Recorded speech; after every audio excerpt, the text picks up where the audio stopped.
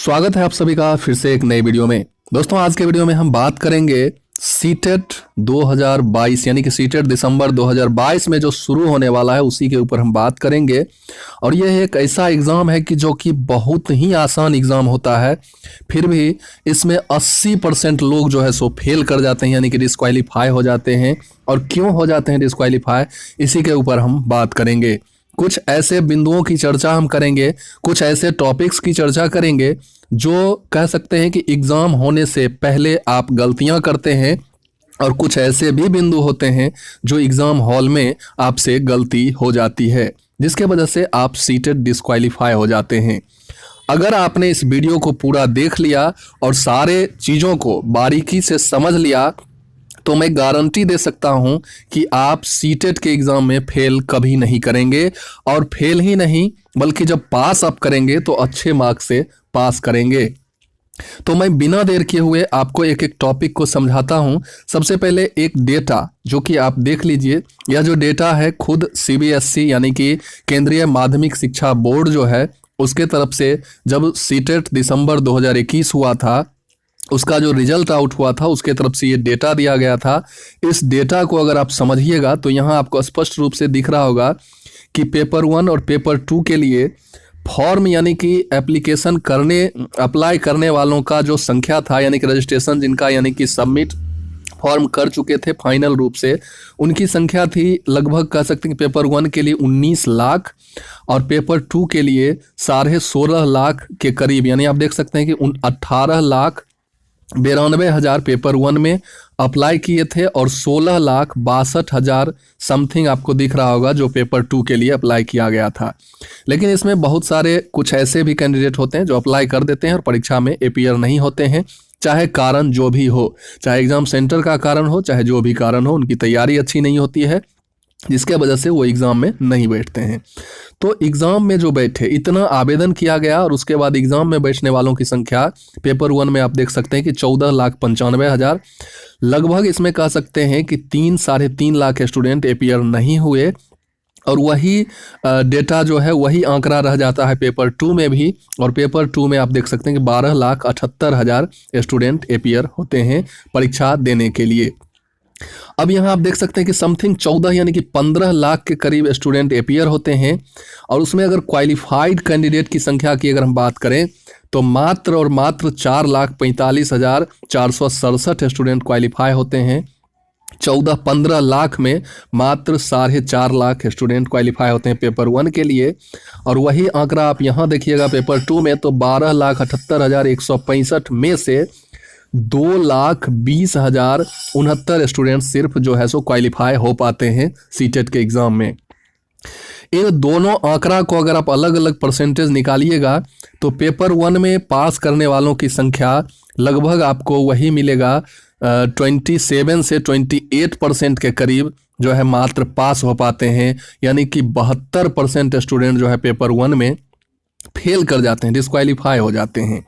वही अगर पेपर 2 की बात करेंगे तो इसमें और ज़्यादा लोग फेल करते हैं और इसकी संख्या, इसमें पास करने वालों की संख्या मात्र वही 17 से 18% के करीब लोग पास कर पाते हैं पेपर 2 के लिए।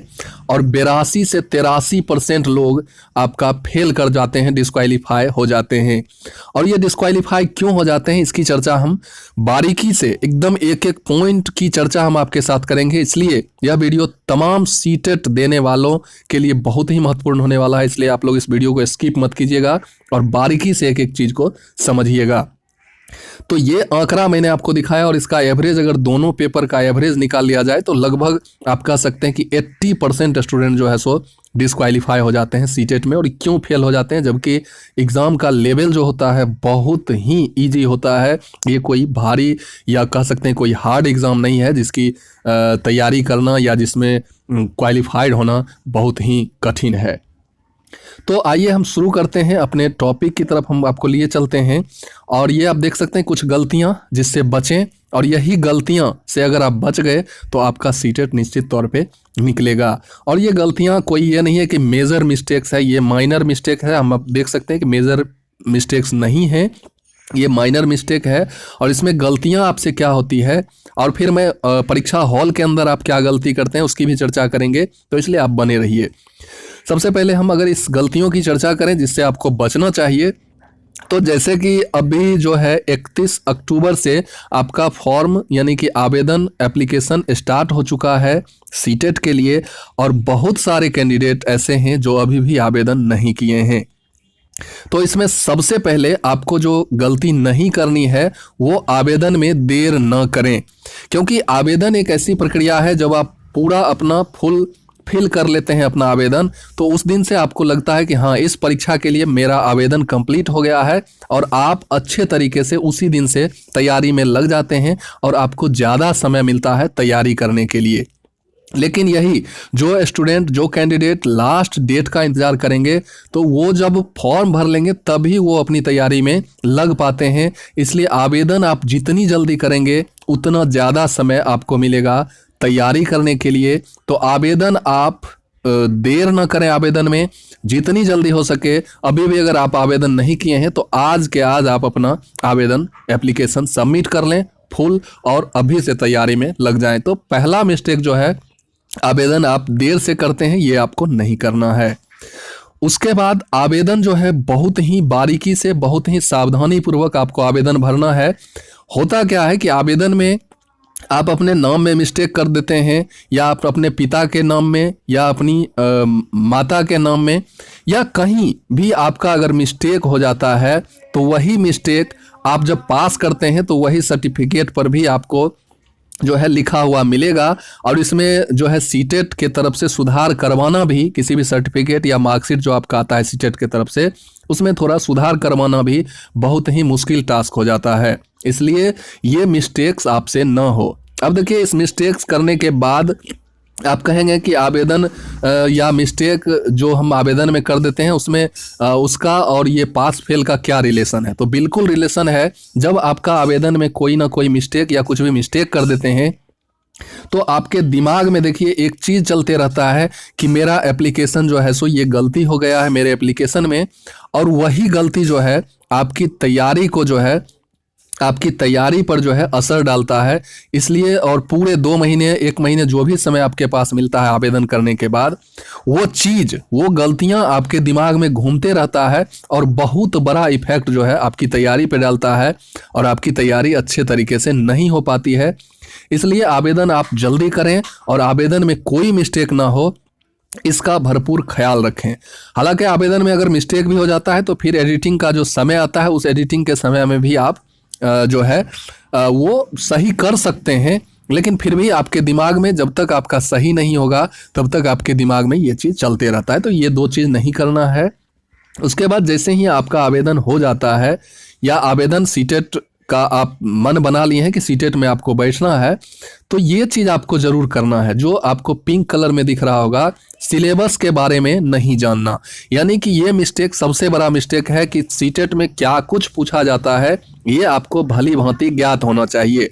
यानी कि सीटेट का क्या सिलेबस है, जो 5 जो कह सकते हैं कि 5 पार्ट में, यानी कि 5 पार्ट्स में जो क्वेश्चंस आते हैं, चाहे वो आपका सीडीपी हो, पेपर 1 की अगर बात करें तो सीडीपी हो, मैथ्स हो, ईवीएस हो, और लैंग्वेज 1 और लैंग्वेज 2, जो ये 5 पार्ट्स हैं, उन 5 पार्ट्स में क्या क्या पूछा जाता है ये आपको भली भांति जानकारी होनी चाहिए।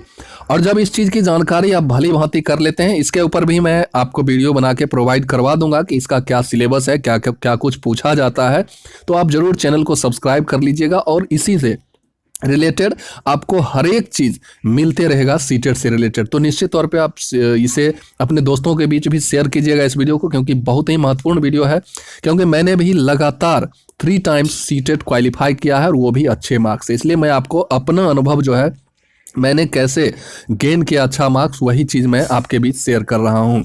जब सिलेबस की जानकारी आपको हो जाती है, अगर आप देखिए, आप अगर पढ़ना चाहते हैं तो, और फिर अगर आप चाहते हैं कि शॉर्टकट में भी मैं अगर अपने सीटेट को क्वालिफाई करूं और अच्छे मार्क्स याद करूं, तो उसका भी मैं तरीका आपको बताऊंगा। जैसे सिलेबस की जानकारी आपको हो जाती है, तो सिलेबस का जो एक एक पॉइंट्स होता है उसको आप बिंदुवार तरीके से क्लियर कर लें, चाहे वो वीडियोज़ के माध्यम से हो, चाहे किसी नोट्स के माध्यम से हो, चाहे कोई अच्छी जो ऑथेंटिक बुक है उसके माध्यम से हो। तो आप इसको जब बिंदुवार तरीके से क्लियर कर लेंगे तो सीटेट की संपूर्ण जानकारी जो कुछ भी पूछी जाती है वो आपके पास आ जाएगी और आपको कोई रोक नहीं सकता है सीटेट पास करने से। अब कुछ देखिए, कंप्लीट तैयारी करने के बाद भी कुछ लोग फेल कर जाते हैं। वो क्या गलतियां, वो क्या मिस्टेक्स है, वो भी मैं आपको बताऊंगा जो कि वो परीक्षा हॉल में कर बैठते हैं। और लास्ट जो पॉइंट है परीक्षा देने से पहले, वो आपको ये कर लेना है कि PYQ यानी कि प्रीवियस ईयर के जो क्वेश्चंस हैं उसको बहुत ही बारीकी से, और एक चीज़ मैं बता दूं कि ना आपको सिलेबस की जानकारी लेनी है और ना ही बिंदुवार तरीके से पढ़ना है। तो सिर्फ और सिर्फ अगर आप एक चीज़ कर लेते हैं, प्रीवियस ईयर का अगर क्वेश्चन आप हल कर लेते हैं, तो इसी से आपको सीटेट में अच्छे मार्क्स आ जाएंगे और आप सीटेट अच्छे मार्क्स से पास कर जाइएगा, ये भी एक गारंटी है। तो PYQ सबसे बड़ा इंपॉर्टेंट और अहम रोल अदा करता है सीटेट को क्वालिफाई करने में। तो ये तो सबसे महत्वपूर्ण बिंदु है PYQ को हल करना। अगर ये आप हल नहीं करेंगे तो आपको क्वेश्चंस के आइडिया नहीं लग पाएंगे। जैसे कि 2011 से जो सीटेट का एग्ज़ाम हो रहा है, तो 2011 से लेकर और पिछले वर्ष तक जो एग्ज़ाम हुआ है वो सारे क्वेश्चंस आपके पास अवेलेबल होना चाहिए और सारे क्वेश्चन आप एक बार ज़रूर हल करें। और प्रीवियस ईयर का क्वेश्चन जैसे ही आपका हल होगा तो आपके सारे जो डाउट्स हैं वो क्लियर हो जाएंगे और आपके सीटेट में अच्छे मार्क्स आएंगे। अब लास्ट जो स्लाइड हमने बनाया है वो सबसे इम्पोर्टेंट और महत्वपूर्ण स्लाइड है, क्योंकि आपकी तैयारी अगर कंप्लीट है फिर भी आप कुछ गलती कर बैठते हैं, पूरी तैयारी होने के बाद आपको सारी जानकारियां हो चुकी है फिर भी आप फेल कर जाते हैं, डिस्क्वालीफाई हो जाते हैं। उसके लिए क्या कुछ करना है वो मैं आपको बताता हूं। जैसे एग्ज़ाम हॉल में होने वाली गलतियां आपको नहीं करनी है। एग्ज़ाम हॉल में, क्योंकि ये आपको पता है कि साइकोलॉजी बेस्ड यहाँ पे क्वेश्चन आते हैं और जो भी 150 क्वेश्चन पूछे जाते हैं उसमें 50% क्वेश्चन यानी कि कह सकते हैं कि 75 क्वेश्चन जो आता है आपका वो सिर्फ और सिर्फ साइकोलॉजी बेस्ड क्वेश्चन होता है। और साइकोलॉजी बेस्ड क्वेश्चन को हल करने के लिए आपका जो दिमाग है वो शांत चित्त होना चाहिए और आप कूल माइंड से परीक्षा हॉल में रहेंगे। और आपके इसके लिए आपको क्या करना होगा कि परीक्षा जो आपका एग्ज़ाम सेंटर है वहाँ टाइम से पहले यानी कि टाइम से बिफोर आपको पहुँच के एकदम मन और मिजाज को पूरा स्थिर करके वहाँ जाना है। ऐसा नहीं है कि लेट हो गया, धरफरी में गए, कुछ चीज़ भूल गए, कुछ रह गया, कुछ ये हो गया, मतलब आप समझ सकते हैं कि क्या करना है। तो ये चीज़ आपको नहीं करना, पूरा एकदम पहले वहाँ पहुँच जाना है और अब दिमाग को शांत चित्त करके रखना है और पूरा कंसंट्रेशन आपका होना चाहिए एग्ज़ाम पे। और इस तरह से आप अपने दिमाग को कंसंट्रेट करके रखिएगा तो बहुत सारे क्वेश्चन तो ऐसे ही आपसे सॉल्व हो जाएंगे वहाँ। तो ये एक हुई बात कि परीक्षा हॉल पे आपको एकदम टाइम से बिफोर पहुँचना है और वहाँ पूरे स्थिरता से आपको परीक्षा देनी है। दूसरी बात, जैसे ही आप अपना जो है ऑनलाइन परीक्षा हो रहा है तो जैसे ही आप अपने स्क्रीन को लॉग इन करेंगे और लॉग इन करने के बाद जैसे ही सब कुछ कर लेंगे तो आपके सामने जैसे ही परीक्षा स्टार्ट होगा, क्वेश्चन खुलेगा। तो 3 पार्ट में आता है। जैसे ही पहले पार्ट को आप क्लिक कीजिएगा क्वेश्चन सॉल्व करने के लिए, तो उसमें फिर से 3 पार्ट आपका खुलेगा, जिसमें एक आपका CDP होगा, मैथ होगा और EVS होगा। ये अलग पार्ट है। तो CDP जो है आप बहुत ही बारीकी से एकदम शांत मन से करेंगे। और जहाँ भी देखिए CDP यानी कि पेडागोजी, और यही पेडागोजी आपको हर एक सेक्शंस में जो भी सेक्शन आप करेंगे उसमें 50% आपको पेडागोजी मिलेगा और 50% आपको कंटेंट मिलेगा। तो इस 50% जो पेडागोजी से क्वेश्चन आते हैं उसको आपको बहुत ही बारीकी और संचित दिमाग से करना होगा। तो जैसे ही पार्ट 1 खोलते हैं आप तो इसको आप बारीकी से करेंगे और CDP करेंगे, मैथ करेंगे, EVS करेंगे। अगर आपको ये तीनों सेक्शन नहीं करने हैं तो आप डायरेक्ट पार्ट 2 पे जा सकते हैं, पार्ट 3 पे जा सकते हैं, इसके लिए कोई दिक्कत नहीं। वहाँ कर्सर ले जाके क्लिक करेंगे और आपका पार्ट 2, पार्ट 3 इस तरह से जो भी आप पहले करना चाहते हैं वो खुल जाएगा। या आप अगर सीक्वेंस में करना चाहते हैं तो आप बारीकी से पार्ट 1 पहले कर लेंगे, फिर पार्ट 2 करेंगे, पार्ट 3 करेंगे। इसमें गलतियां क्या होती है वो मैं आपको बताता हूं। तो ये तो चीज़ आप कर ही लेंगे। ऑफलाइन में तो बहुत सारी गलतियां होती थी, लेकिन ऑनलाइन में अब ये गलतियां होने की कम संभावना है। तो पार्ट 1 जैसे ही आप करेंगे तो पार्ट 2 आपका खुलेगा, या आप पहले भी खोलना चाहते हैं तो खोल सकते हैं, ठीक है। अब इसमें क्या होता है कि लैंग्वेज 1 में अगर आपने हिंदी लिया है या लैंग्वेज वन में आपने इंग्लिश लिया है या संस्कृत लिया है, जो भी लैंग्वेज वन में लिया है उसी को आप करें। और ऐसा होता है कि लैंग्वेज वन में आपने हिंदी ले लिया, लैंग्वेज टू आपका इंग्लिश है, तो गलतियां यहाँ हो सकती है कि आप जैसे ही पार्ट टू खोलेंगे तो पार्ट टू लैंग्वेज वन के लिए है और लैंग्वेज वन में आपने हिंदी लिया है, तो हो सकता है कि आपसे कहीं इंग्लिश ना हो जाए। अगर आप इंग्लिश कर देंगे तो आपको मार्क्स आएंगे 0 और आपके सारे मार्क्स कट जाएंगे। ये गलतियां हो सकती है। और पार्ट टू में जाने के बाद फिर लैंग्वेज टू जो आप लिए हैं, चूज किए हैं एप्लीकेशन करते समय, वही आप करेंगे। तो ये कुछ छोटे छोटे मिस्टेक्स हैं जो आप ना करें और बारीकी से ध्यान दें। आपको लग रहा होगा कि ये गलतियां तो हम नहीं करेंगे, लेकिन ये गलतियां हो जाती है स्टूडेंट से, क्योंकि हमारे साथ भी बहुत सारे ऐसे स्टूडेंट जुड़े हुए हैं जो अपना अनुभव जब शेयर करते हैं हमारे साथ, तो उनसे ऐसी गलतियां हुई है और वो डायरेक्ट फेल कर गए हैं। तो ये गलतियां आप नहीं करेंगे। आई होप कि यह वीडियो आपको अच्छा लगा होगा और यह वीडियो अपने दोस्तों के भी जरूर शेयर कीजिएगा जो सीटेट की तैयारी कर रहे हैं और सीटेट का एग्ज़ाम देना चाह रहे हैं, ताकि उन्हें भी इस वीडियो का लाभ मिल सके।